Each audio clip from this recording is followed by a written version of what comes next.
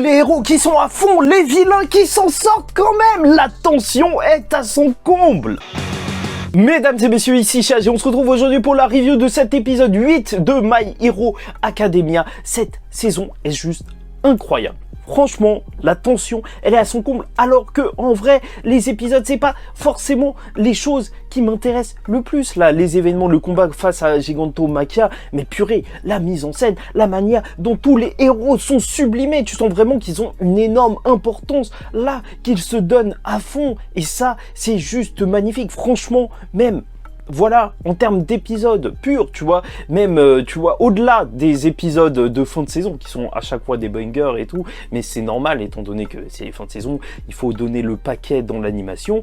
Là aussi, on était très bien, on est peut-être dans le top 10, top 5 des épisodes de My Hero Academia. Et c'est pour ça que pour moi, cette saison, gare à vous, gare à vous, Shigaraki, t'as capté, enfin, waouh, c'était nul. Parce que, juste... Donc, cette saison, je pense qu'elle peut être la meilleure saison de My Hero Academia. Possiblement, hein. Franchement, c'est une dinguerie comment cette guerre, tu sais pas où elle va aller et à quel point, en fait, il y a des retournements de situation de partout. Et donc, voilà, cette partie face à Gigantomachia, elle était excellente avec Momoki à la morphine, donc qu'il faut faire ingérer à Machia. Un plan qui semble bien se dérouler au début. Tu vois que faire tomber Machia dans le sol, c'est assez intelligent, étant donné que si cet homme... Enfin, cette chose, il y a de multiples haltères, on ne revient même pas dessus, antidouleur, blablabla, ça sert à rien, parce qu'en fait, il en a juste trop, c'est juste le garde du corps parfait. Donc, si, en fait, cette créature a donc la puissance nécessaire pour battre n'importe qui, n'importe quoi, en tout cas, donc, en vrai, son environnement, lui, c'est autre chose, tu vois, même si t'es super fort, s'il n'y a pas de sol, bah tu peux pas sauter, c'est exactement ce qui se passe, puis ce qui va se faire attraper par le sol, donc dans un sable mouvant, entre guillemets, et tu vois que même, ils vont essayer de le retenir avec des fils, tu sens vraiment qu'ils sont à fond, tu vois, les héros les plus musclés de UA, mais ça ne marche pas, ils vont même tenter de faire ingérer, donc, la substance, mais juste, il va souffler avec les flammes de Dabi, c'est beau, c'est triste en même temps, tu sens qu'ils sont à fond, mais ça marche pas, et j'aime vraiment trop ça, parce que My Hero Academia, vu qu'il y a eu l'arc My Villain Academia, bah t'es aussi du côté des vilains, tu vois, t'es content quand ils réussissent à s'en sortir, mais t'es aussi déçu parce que les héros, ils ont pas réussi, enfin,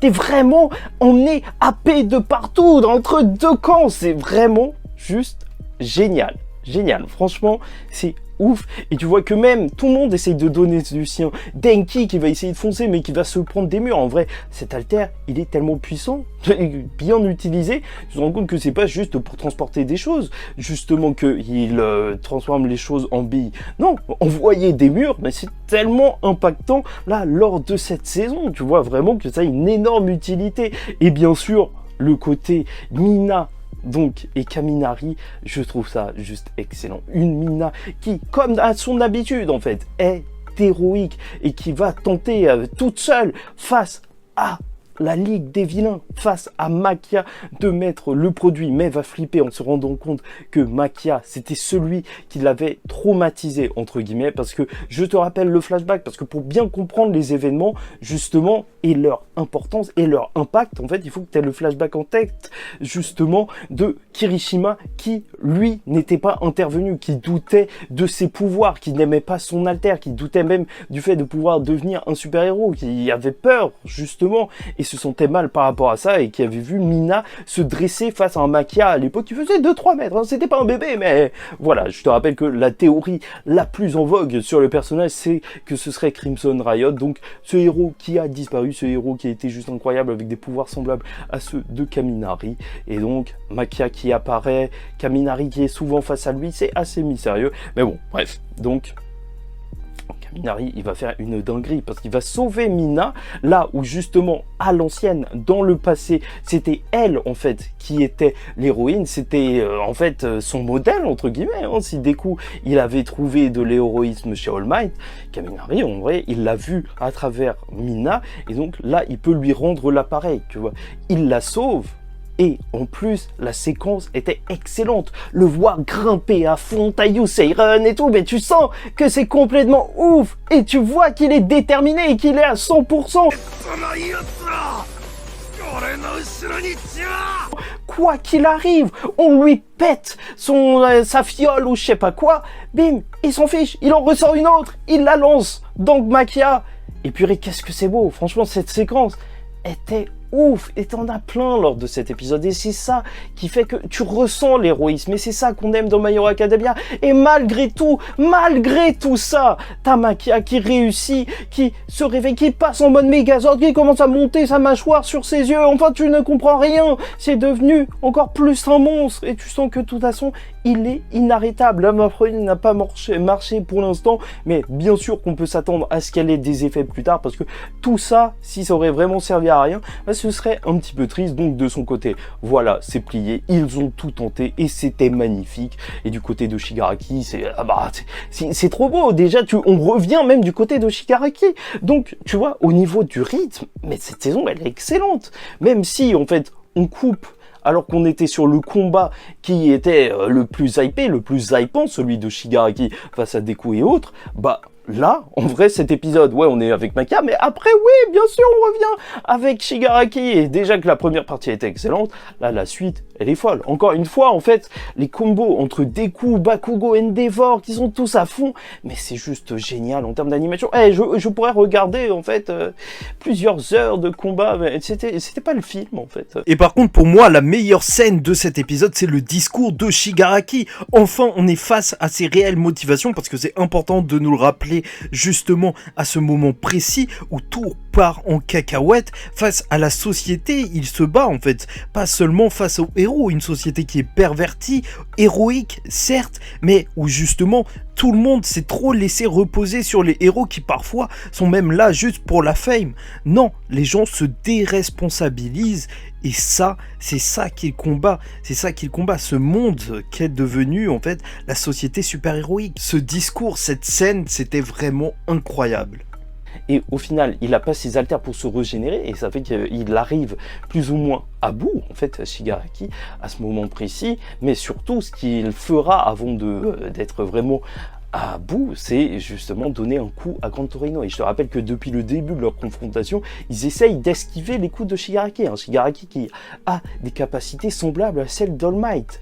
Donc, je te laisse imaginer ce que ça fait sur un papy de 80 ans. Franchement, moi, je mourrais directement. Alors, un papy de 80 ans, même si c'est un héros, je sais pas quoi, oui, c'est terrible. En plus, tout le lien que Gran Torino a avec la grand-mère donc de Shigaraki, avec Nana Shimura, là, ça rend la scène encore plus belle. D'ailleurs, il y a la théorie comme quoi Gran Torino était en couple avec Nana Shimura, et donc que en fait, justement, lui aussi serait le grand-père de Shigaraki. Mais ça, je n'y crois pas, je tiens à vous le dire, parce que même si, en fait, on la voit pas avec d'autres hommes que lui, dans les flashbacks ou autres, et qu'il a l'air mignon et tout, et donc un grand-père, pourquoi pas, bah, c'était le moment parfait pour en parler, hein. Il va pas attendre d'être mort pour dire, oui, en fait, je suis ton grand-père, Shigaraki. Il lui dirait direct, wow, doucement, quand tu fous des pains à ton grand-père, tu vois. Donc, voilà, je n'y crois pas trop à Gran Torino, mari de Nana Shimura. Mais bien sûr, ça va énerver Deku, et Shigaraki, lorsqu'il va foncer donc directement sur Eraserhead, donc sur Aizawa, parce que c'est lui en fait qui est en train de sauver la situation. Ce combat, ok, il se passe, mais il n'y a pas de combat en fait. S'il y a Shigaraki qui récupère ses haltères, c'est terminé. Au revoir, bon, ciao. Je sais pas quoi. Waouh, il y avait un petit moustique, il vient de passer là. Il fait super froid. Comment ça se fait? Il y a des moustiques. Peut-être c'était pas un moustique. Bon, bref. N'hésitez pas à liker ou disliker la vidéo, dislikez-la même, hein, ouais, pour de vrai, commentez et abonnez-vous si vous n'êtes pas abonné, parce qu'on est sur la chaîne Serial Sage le Phénix, et même si on fait moins de montage, on aime ce dont on parle, et donc là, c'est la séquence qui est folle, tu vois, tout pour arrêter Shigaraki.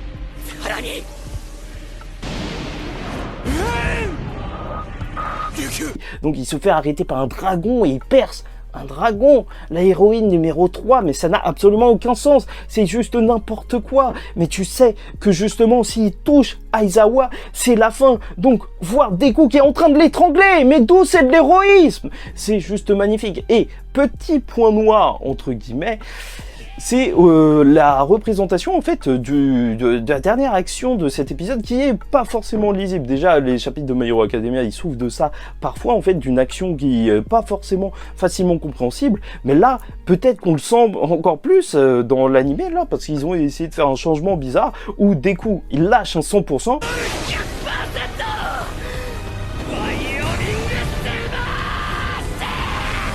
Mais tu comprends pas trop ce qui arrive et juste après tu vois Shigaraki qui est en train de lui mordre le bras. Bon, en fait, dans le manga, c'était autre chose. Je sais pas s'ils ont changé ça volontairement parce que normalement, il l'encaisse quand même le 100%. Donc peut-être qu'ils se sont dit que ça faisait un petit peu trop ou juste en fait qu'ils voulaient pas montrer justement ce qui arrive par la suite parce que normalement, il se prend le 100%, il l'encaisse certes, mais il a la mâchoire mais complètement pétée, tu vois, et l'image, elle est impactante. C'est pour ça que j'espère qu'on verra ça quand même la semaine prochaine parce qu'on n'arrête pas un 100% comme ça, hein, c'est pas avec ses dents qu'on arrête un 100%. Et donc, il va réussir à lâcher la balle sur Aizawa. Et ça, mais qu'est-ce que c'est fou. Qu'est-ce que c'est. Tu sens que c'est la panique, mais totale, coupée à cet endroit de l'épisode, mais c'est terrible. En plus, Aizawa, tu sens vraiment que ça l'a touché, vu qu'il y a une petite lumière de ses yeux qui bouge. Non, c'est terrible. C'est vraiment terrible ce qui est en train d'arriver. Et le pire, c'est qu'on n'est même pas au sommet de cette guerre. Oui, il va encore y avoir de l'émotion, il va encore y avoir des scènes incroyables. Et on sera là pour en parler. Et c'est pour ça qu'il n'y a qu'une chose à dire en réalité, c'est que je veux absolument la suite.